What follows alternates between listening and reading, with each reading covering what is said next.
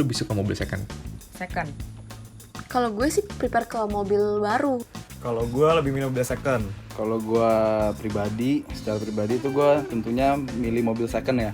Kalau second nggak prefer sih. Takutnya kalau misalnya mobil second ada kendala di mesin dan gue nggak bisa ngatasinnya sih.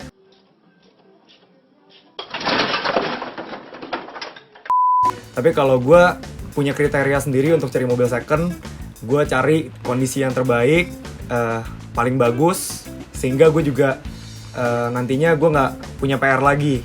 Mendingan ambil mobil baru dan sesuai dengan budget dan kebutuhan. Mobil baru oke sih, cuman lebih mahal bos. Nah, jadi tentunya kapasitas gua sebagai mahasiswa dan yang baru buka usaha ini nggak punya kemampuan buat beli mobil baru.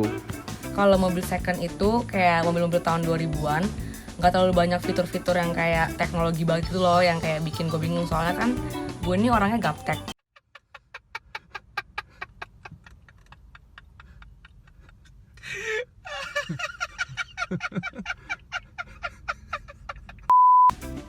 Gue orangnya emang lebih suka mobil-mobil tua. Jadi ada mobil, gue punya cita-cita buat beli mobil nih. Nah, kebetulan mobilnya tuh mobil tua, klasik, antik, bagus banget. Nah, itu nggak keluar lagi sekarang. Jadi ya otomatis gue pengennya beli mobil itu gitu. Jadi beli mobil second gitu. Jadi kayak kalau misalkan nggak terlalu banyak fitur teknologi yang aneh-aneh kayak zaman sekarang, kayak lebih homey aja, kayak ya orang kayak jadul gitulah. Karena kalau mobil second itu harganya pasti lebih rendah daripada mobil baru, meskipun mobil itu baru keluar ya. Pasti harganya udah jatuh.